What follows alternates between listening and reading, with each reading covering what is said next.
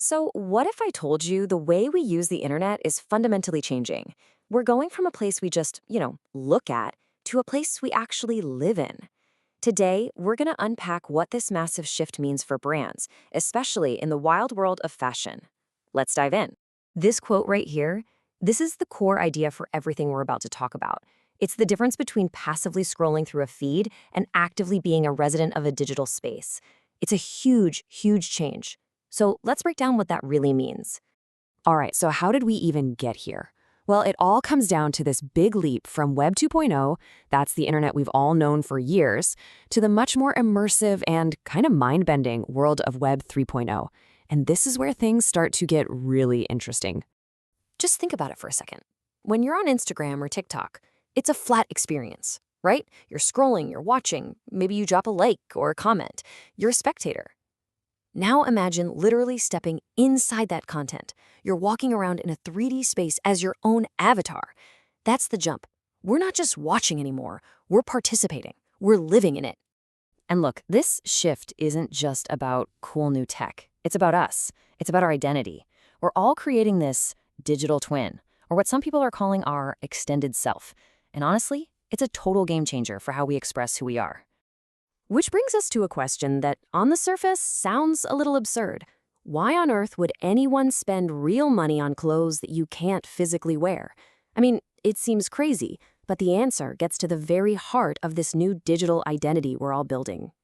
And this pretty much says it all. For a whole new generation, their digital self is their self.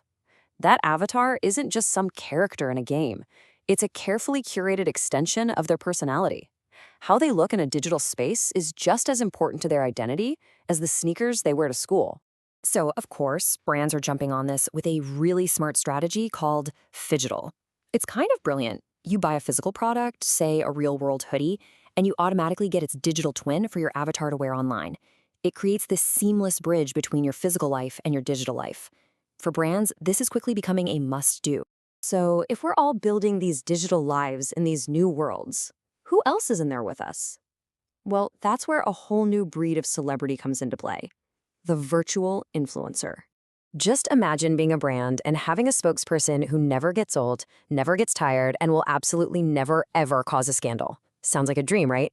That's the huge appeal of virtual influencers.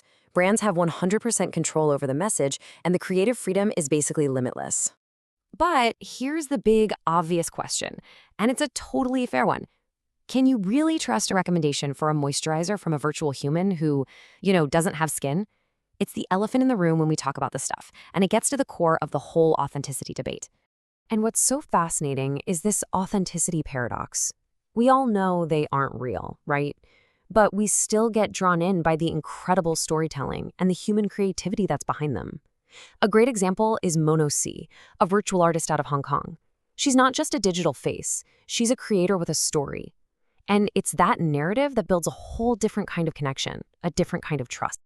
Okay, let's talk about the three letters that have caused so much confusion. NFT. I know, the term has been everywhere, but we're going to cut through all the noise right now and look at how brands are actually using them in a really smart way that has nothing to do with bored apes. First things first, let's just get this out of the way. When we talk about NFTs in the context of fashion and brand building, we are not talking about expensive JPEGs. That is the biggest misconception out there, and the reality of what they are is actually so much cooler. So what are they really? For our purposes, just think of an NFT as a digital VIP pass. It's like your exclusive membership card. It's the thing that proves you're part of the club and unlocks access to a community that not just anyone can get into. So here's how it actually works. A brand like Nike's RTFKT will sell an NFT. That NFT acts as your digital key. It gets you into a private, token-gated Discord server where the real community lives. And once you're inside, you might get exclusive rights, like voting on the next sneaker design. Suddenly, you're not just a passive customer anymore. You're an active participant. You're part of the tribe. So brands have all these amazing new tools, but where do they actually use them? This part is absolutely crucial. You have to think of every digital platform, every metaverse as its own country. It has its own unique culture, its own language, its own rules. You can't just show up and expect to fit in. You've got to speak the local language.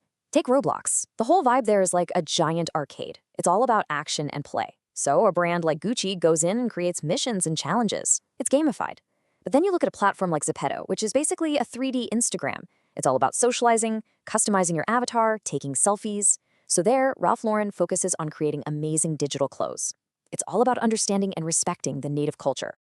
And that brings us to the biggest rule for brands, the biggest warning, really. Don't just show up and slap your logo on everything. That's the fastest way to fail. The goal is to become a genuine part of that world, to add something to the experience for the people who are already there.